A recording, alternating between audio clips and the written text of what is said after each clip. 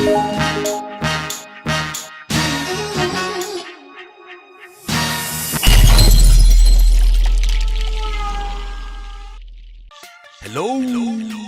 Welcome to the Moroji's podcast. My name is Christopher Adley, and this is Voice of the Underground. Today is a very special day for me personally. You know why? Because I'm happy to announce to y'all that Moroji's is happy to be associated with the Johannesburg, basketball league.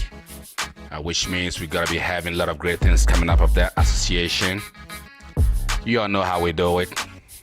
We urban like that. Basketball, sneakers, hip hop. What up? That's how we do it. Based on that, I'm bringing you a very special someone today. A young man who's been through it all in the basketball league. He's played all of the basketball from college basketball to the senior team. This guy's got good things going on for him. He's been scored MVP in several tournaments. Ladies and gentlemen, I present to you Marcus from Johannesburg Basketball League. What up, Chris? How you doing today? I'm good. And you, Marcus? Nah, I'm good. I'm fresh. I can see that. Yeah. Welcome to Moroji's podcast. Yeah, I'm very pleased, man. I'm pleased to be here, man. It's like an honor. Like, honestly, today that's what it is. Is a different court from the one that you used to. Know that? Yeah. Yeah, this is where the legends are. Like, you know what I mean? Like, sure? Are you that's sure? What it is. Are you sure you game on for that? Nah, I'm game. On, You gotta know. I'm game. I trust you, Marcus. You know what it is. You know what it is. MVP several tournaments. You know what I mean? Obviously. MVP, All-Star, all that. You know what it is, man. It's just what it is. Speaking of that, exactly. I got my homeboy right behind me. You can see sitting right behind me. Behind you, got your back. I got my back today. Yeah. I'm not alone. Yeah. Anybody bringing the guns, something's gonna come from behind. Know what I mean? They need to be warned. Exactly. Yeah. There's Comfort, my co-host today. Absolutely amazing to be here, man. Moji's podcast channel's fresh as always. It's gonna be crazy. Hanging out, as you said, with Marcus. It's gonna be a great one today. Your face is a little bit lit up now because when we started this podcast, it's like I was so worried. I think you gave me energy. He was so quiet. He busted it on. Yeah, man. It's like you had problems with your wife at home. Like, you know what I mean? Exactly. You know that kind of face? Yeah, that's what he does. It's like he's got a little fight going on So before. he passed on his energy to me, so I'm all good now. Of Ready course, for he's it. got all of the energy. You can see those muscles and everything. Yeah, ladies and gentlemen, the show kick off right away. Marcus is in the building. It's an MVP All-Star player from FIBA to Johannesburg Basketball League to South African Champion League. This guy has got it all. Welcome back once again. Now, Marcus, people want to know, who's Marcus? Oh, well, a lot of people know me as Marcus McQueen, but they don't actually know the background, how I started and how I got here. Basically, everybody's like, okay, apparently this boy was talented and just made it out there. Where were you born, Marcus? I was born in Nelspruit, basically. Nelspruit in hospital called Mediclinic. Nelspruit Mediclinic. So, yeah. Okay. And growing up, where did you grow up? So I grew up with my grandmother most of the time. So, yeah. She was the one taking care of us. Me and my cousins and all that. Which province did you spend most of your childhood? Most of my childhood, actually, I spent it in Nelspruit. I think I spent it in Nelspruit, in Mpumalanga. So, yeah, that's where I actually grew up. Then I came to Joburg, where parents had to move and all that. So I came to Joburg, stayed here. Yeah, but then I actually graduated and matriculated in Nelspruit. That's the funny part, because now the whole traveling up and down. At the end of the day, I had to go back to grandma's because now I was done with Joburg for a time. Yeah, so yeah. Basically, then I started playing basketball at the age of 16. Is it? Yeah. Is that in high school or something? Yeah, it was in high school, but then the problem with that was it was not that serious because, as I said, I had rugby, I had cricket to play. So now basically How that many was years? I heard it. When did this rugby and cricketing started? What well, happened? basically I started playing rugby and cricket from grade 1. Seriously? Yeah, basically. Tell us a little bit. Speaking of grade 1, tell us a little bit about your primary school, or what do you call it? Oh yeah, elementary and Yeah, well, basically in primary, your I high school years and all that. Any great thing we would like to know about it? primary, I played rugby and cricket, basically, yeah. Why as a don't you person. tackle him with some rugby style? He knocked me down. Can you see? He knocked me down dead. Yeah, man. So what happened? What? How did the cricket came in? Oh yeah, so basically we have got like two halves, right? Two halves. We got like 2 terms. No, actually 4 terms. Yeah. So basically, the first half is basically rugby time. Then the second half is cricket time. So there's cricket, hockey, swimming. So I didn't like the others. So I stuck to cricket. In the first one, I didn't like tennis, so I did rugby. So I was like, okay, I'm cool here. I'm cool. Tennis is just too much effort. Yes, I. Yeah. All right. So tell us, in your particularly high school, how was the tournament? What was your performance in the? Okay, let's say rugby, cricket. Did you ever represent your school or something? Yeah, basically, some I've represented.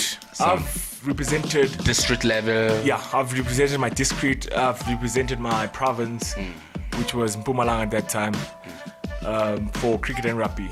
Okay, how did the transition? Tell us, because cricket, rugby, but professionally, you found yourself somewhere. What happened? So What basically, happened? why the transition?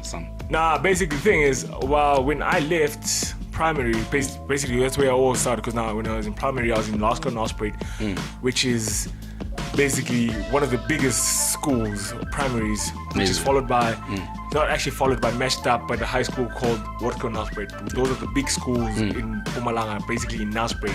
Yes, sir. Yeah, they cover like the whole Mpumalanga, basically. They're like number 1 in sports. Yes, sir. In every kind of sport, basically, right there. Wow. So in primary, I went there and I did that. Then secondary, I actually changed schools. As I said, I was up and down. Joburg, Mpumalanga, Joburg, Mpumalanga. So now I was up and down. So I probably spent 1 year here, 1 year there. So now finally when I went down at the age of 16, then I had to pick a school. All right. But I couldn't pick the schools that I wanted to, because now most of them were The full. sport, okay. No, they were full basically. So I had to Okay. go to a school called Valencia Combined School basically. So they only had athletics, soccer, and cricket. Yeah, I played cricket for them. So they didn't have rugby, but then basically their sports was not that serious as that's it serious was in their primary curriculum or something. for my previous school. You know what I mean? Okay. So that was the problem. So then I got linked up with a guy called Muzi Ngongwane, who was a basketball coach. Okay. So I was like, yo, dude, I like your And this was like outside of the outside of school thing, all yeah, right? it was okay. outside of school. I was like, Okay. yo, dude, I like your height. I think you can play basketball. And I told him like, yo, dude, as much as I'm tall, I have no clue what About basketball is. okay. You know what I'm saying? Yeah, that's how I actually started playing basketball. And then he introduced me to his team, and he just said, look, one day just come through, give yourself time, just listen, watch and see what's happening. So then you'll decide if you want to play basketball or not. Okay. Yeah, that's when I took it from then. Is it? Yeah. That's great. So that's when you started your basketball career, basically outside of school. Yeah. Started outside. Yeah, you might just want to say shout out to that coach who found you, who discovered you. Yeah. Yo, shut up there, Muzi. Doing what up, man. That's what it is. All right. Yeah, take us through at this point when you jump on basketball. All right. Remember, it's outside of your high school. All right. Yeah. It's out of school curriculum, but you were in high school. All right. Yes. Good. So, how did you manage to because this is not your school sport, the school that you are, the one doing basketball. All right. Yeah. So, how did you manage to between school, sport, because there are other things that you do at school also. All right. Yeah. And this extra thing, they just came on board. How did you manage to balance two? Basically, it had to take a lot of time management because these sports actually clashed at some point. Okay. The times and days, they actually clashed at some point. Until I actually took a decision. Okay. Once I actually got a hang of basketball and I started enjoying it. Yeah. But that first year was the hardest. And that I learned how to play basketball the hard way because that very same year I had to go represent the province in club champs and I had no clue what I was doing. Is it? See, that was just the hardest part of it all. But then I gained a lot of experience from that. Okay. Because like a lot of people that I play with right now, and actually I don't play with them. Some of them I don't play with them anymore. I'm in a higher level than they are. Yeah, because that is so. That's so fantastic for a young kid to like be able to, you speak of time management. You understand what I'm saying? It's something that that according to me, like is more or less like something adults know about. You must be a bright kid then at your high school and all that. Now, let's say for example, your basketball career is on now. All right? When did you actually got caught up into a league, or when you get that call to say no, maybe it's a club or something to say no, come join us? When did you get that? Oh yeah, my peak was basically my peak started when I got a call up for a scholarship in Boston. Oh, you actually got a scholarship? Yeah, I got a scholarship in Boston. In Boston to play basketball? To play basketball to represent Boston. Oh. So they give you a scholarship and you basically play basketball for them. Oh. You represent. So now we played in the university sports South Africa. Basketball. So it's actually where all the universities all over the 9 provinces meet together and for 1 week okay. they play basketball and they declare champion, the South African champion, whatever university. So now basically we were the underdogs. Is it? Because now that was the first year. I actually started the program with a couple of guys like Junior Onyabuchi, Moses, Halik Musa, Tumsani Kebashe. So we started that program and we started that program for Boston basically. So yeah, that's my peak. That's when I actually started, because now directly after that final game against VUT, which is actually the best university currently in South Africa, number 1. They hold the most titles in basketball. Yeah. They hold the most titles. They're currently number 1s even. They're the defending champions. Wow, that's great. Yeah. So let's say, speaking of Boston calling you up for scholarship and all that to study at Boston, all right? Yeah. Prior to that, I just wanted to, because people would like to get okay, this dude just, Boston just got me called up to offer me a scholarship to play basketball. How did they hear about you? What have you been doing then, so special, that's so unique, that attracted the attention of an institution like Boston? Yeah, basically it was just the hard work and effort that I was putting on every time. And at this time you were still in high school or something? Yeah, I was still in high school. Okay. So after my under 16s, I was like, okay, no, I think I love this game. Yes, I don't know it, but I'm gonna put my time and more effort in it to become better. So that's when I dropped cricket and soccer. Okay. Yeah, then I started focusing basically mostly on basketball. So basically hard work pays off, all right? Yeah. So I just learned the fundamentals. After learning the fundamentals, and I was like, okay, cool, this is what it is. I'm just gonna do this. I'm just gonna do this. So now, under 18s, IPTs, Pietermaritzburg. I remember the first game we had to play the host, KZN, Mpumalanga versus KZN. So now, basically, as underdogs, Mpumalanga has never been anywhere close to the top 4. Not like Joburg or something. Yeah, they've never been anywhere close to the top 4. No, is it? Basically, yeah. Like at the time when you came into the Mpumalanga. Yeah. So what was the name of the Mpumalanga club you were playing in? No, I played for the Mpumalanga provincial team, and I played for the Mpumalanga Rhinos, which is in the BN now. Okay. Yeah, that's when I actually got, after the Boston, then I got the call up from VUT. Okay. The Vaal University of Technology. They said I must come play for them. They see great in me. You know what I like about your, there's a thread to it. That's what I like in it, Yeah. Apparently at Morji's Voice of the Underground, this is what it's all about. Like, people has to know, where you coming from, what you've been up to, how did you get here, this is what Voice of the Underground is all about, and the way forward and all those kind of things. But I personally, I actually really do appreciate your trajectory there. Yeah. The movement, man, no wonder you'll be like so many MVPs and the world roster and all that. Well, what is your current club now? Currently, currently in the BNL, the National League, South African National League. Basically, that's the biggest league in SA right now. Can catch it in Super Sports, plays in Super Sport. Play for the Soda Panthers. The Soweto Panthers. Yeah. Okay, Soweto Panthers. Yeah, We should. Basketball National League. So Is it? Yeah. Well, will you might tell your fans what position you play in there? Yo. You play all around. You're all I'm around. not an all-rounder though. I play 3 and 4. Okay. But then mostly because of my height and strength, coaches will tend to put me at 5. Like Wow. then I have to play against bigger guys than I am. So I mean, some other guys are bigger than you anyway. yeah, they're bigger Wow. than me, and that's just a lot of effort that I have to put now. Are they only bigger or taller as well? They're bigger and taller. I'm only 6'6". Wow. I'm 6'6". My friends are like 6'7", 6'8", 6'9". My tallest one is 6'10". So Wow.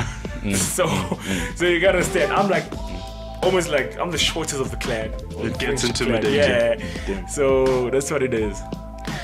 Let's say, basketball, like, as a player, I want you to, like, just like, let's say, why kids, like, what do you think is so fascinating in basketball that, for the fact that you've achieved a lot and you've come a long way, you should be able to be in a position to, like, speed this out. That's why I'm putting this to you. What's so fascinating about basketball, like, that you think kids should actually embrace? Yo, basketball. Oh, there's a lot of things that's fascinating, and that's basketball. Basically, basketball. It's like sports of like when we might be opponents, basically, but we only gonna be opponents on the court. Right on the court. Yeah, we just opponents on the court. That's why I liked it. Yeah, I mean, but then like outside the court, Close homies. we just family. We together. We so binded. Like we together. Have you committed any foul against one of your opponent that you actually regretted? Nah, I don't. I haven't. Or actually. has someone actually fouled you so badly that, because speaking of camaraderie, like, we only at war in the court, and, after that everything is okay. Now what I'm trying to say is that, or what I'm trying to know is that, did someone actually fouled you so badly in during a game that you said, no, I don't like this, I'm gonna go, like, don't talk to this guy anymore or something. That kind of situation where you get angry to a point like, no, this is not a game anymore. Have you ever got to that point? Nah, I think I have, but Good. it doesn't last like more than 5 minutes even after the game. Oh. Like, I'll be angry at you. Like, let's say that actually hits me more when we play against you guys and you foul and the refs, it seems like the refs are on your side and they just don't call what we get. I mean, every time we touch you guys, like, they call a foul, but when you guys hit us hard, they don't actually, like, call fouls. So, you see, that's the problem. Then basically, if you guys beat us, then you come for a handshake after the game. I'm not gonna give you the handshake. Is it? Like, it happened once. I didn't give you. Like, it happened once though. Is it? Because that was one of the most important games, but we ended up winning that because of a forfeit, because of technical things. Is it? It was so. What can I say? It was frustrating or how the officials were handling the game. How do you apparently, like, for example, in the heat of a moment of a game, how do you sense an official that you think or perceive to be on the opponent's side? How do you sense that? For an instance, let's say, Chris, like, I'm playing. you right here as a ref, right next to me. You can feel the sound. You can feel. I was saying you can hear the sound of the contact. Exactly. You can see it. I'm like, okay. Sir, like, come on, dude. It's just like it's right here in front of you. Like, call something. You know what I mean? You're not calling it. So that when it goes to the opposite side. Personally, I always feel like, when sports people or athletes are under pressure, they always find that thing. Just like you rightly say, maybe referee is standing right here. He can feel all of the context and everything, and there's that moment when you like say, referee, why don't you just call this? Personally, I always feel, I don't know how you see that. This is my own thought. I always feel like, when sports people their team is under pressure from the opponent, they always find that kind of excuses. Don't you think so? No, well, some people call it excuses, but it's not excuses. Sometimes, honestly, on a serious note, sometimes a ref, because now a ref is also human. A ref can make an honest mistake, or they cannot see it. But what phases me the most is if you're not gonna make a call, then directly after the game, you're gonna tell me, "Oh yeah, I saw that, but there was nothing I could have done." But you're telling me that you did see it, like you did see it. You see what I'm saying? Okay. You see it. Yeah, right. That's good. That's good. I think it's a 50-50 thing. Sometimes the team, there's emotions that pile up, like, okay, we're not winning. And then sometimes, as you said, the referee doesn't notice it. And they're like, don't pay attention. So I feel like it's 50-50. Is it? Yeah, that's how you feel, but I'm still. He's sticking to your own opinion. Yeah, it's okay. Yeah. Now, listen. Speaking of, I think I'm still on the question to say, like, getting, having to I don't know, to understand, having kids to understand basketball, and having to have the urge to make that choice or make that call just like you did. Yeah. All right. How was the basketball situation first in Johannesburg or at the provincial level and at national level? Can you know anything you want to share about that? How basketball is right now in Johannesburg? Yes. Basically, as you all know, people say Gauteng or Johannesburg is the city of gold. Yeah, this place is the city of basketball. This is where all basketball happens. All right. I mean, right now there's always tournaments for kids. There's St. John's tournament, there's Cas, there's St. David's. Okay. Oh yeah, I coach in St. David's right now. Oh, you actually coach at St. David's? Yeah, I coach at St. David's. But that was off your profile. You never even shared that with us. I mean, how selfish is that? Keeping secrets. Hey, I'm sorry, man. I'm sorry, man. Oh man, there you have it, folks. He coaches at St. David's. Yeah, man. He coaches basketball at St. David's, and this guy, should I say your age? Yeah. He's only 26. Damn. I'm telling you, man. So now, paint the picture. Basketball in the province. How attractive it is.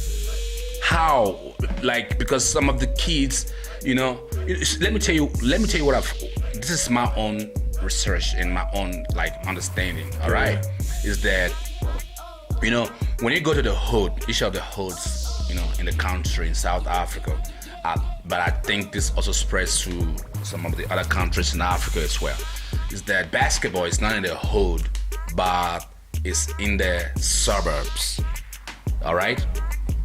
I don't know if I'm right there or wrong there. Do you want to challenge me on that? I'm not gonna challenge you. I'm gonna support you, but I'm gonna add on something else. Beautiful. Yeah. It's not it's not basically on by the suburbs, or it doesn't have a specific place where this is where it is only. But you can see the pictures, man. The pictures are telling us basketball, some of the schools in the hood, or some of the schools in the city, they barely have basketball. But when you go to the suburbs, the other side of town, you've got basketball and everything. So that's what I'm trying to find out. This is my own. I don't know if you that's what I'm saying. maybe you see the other way because you're in the game. I'm not in the game. I'm just like looking from the outside. No, man. The problem with some schools in the hood, they're so ignorant. Basically, like, you gotta understand, if none of them have played basketball, the principal have never played basketball, the teachers maybe have never played basketball, all they focus on is basic soccer and netball. So that's basically, that's the challenge that we're having in the hood. That is why you think, or it might seem as basketball is not in the hood. Okay, in other words, what you're trying to explain is that nobody's left out. The difference is that in these other places, the people, they channel their energy towards soccer. That's what you're trying to say? Yeah. Okay. Because basketball is there in the hood. Basically, even here in Alex, there's teams in Alex. All right. Outside of schools. I mean, this is outside of schools. Yeah, they are teams. That's what I'm saying. The problem is in the schools, because the schools don't want to start basketball programs. Basically, that's what's the problem right now. Because most of the schools don't want to start basketball programs in the hoods. In the hoods, okay. Yeah, so now it's going to be hard. So that's kind of like something that I'm trying to work on with some boy of mine in Nelspruit. That we're trying to bring this familyhood of basketball. Like, want to spread it because now there's tournaments. Because now there's a lot of opportunities like right here that people don't even know about, most kids. There's scholarships that are going around from varsities. I mean, like your Wits, your Boston, your Val University, your UJ, your UP.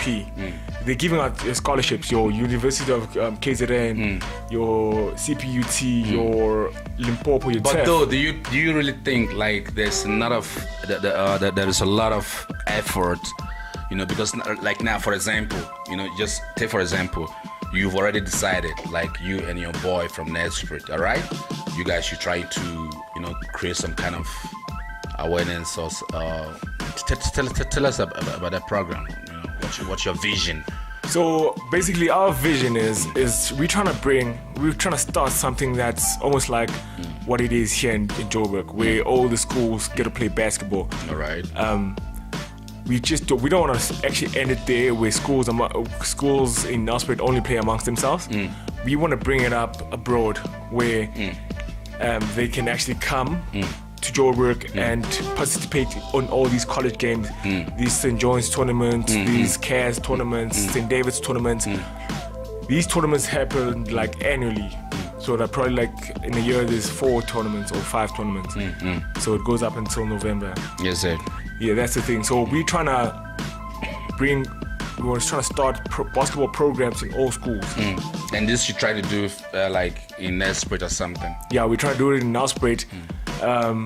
Right now, that's where we're starting, because now that's where he resides, and that's where I grew up, and that's where I actually know most people. All right. But though, do you... Home. Okay, Yeah, sorry. yeah. No, I'm saying it's bringing it back home. Exactly. Yeah, The home is where heart is. I mean, that like to say. But I've got a question for him. Having played basketball, obviously there's people you look up to, players that you look up to. Exactly. You got discovered, you got introduced to basketball. Who were those players that you look up to locally or internationally? Yo, okay. We'll start locally. Yeah. Locally, there's players that I looked up to, like players that have been in the national team, that have played PBL. Like that's when BNL was still PBL. That's when basketball was at its highest peak at that time. So it was legends. Talking about Tabang Khwedi. He's currently the Val coach right now. He used to be my coach. Joseph Mazibugo. That he went overseas. He went played abroad. Cyril Shabalala. He's my captain now in MBB. So basically, those are all my legends. All right. And it's Takani Ngobeni, Quinton.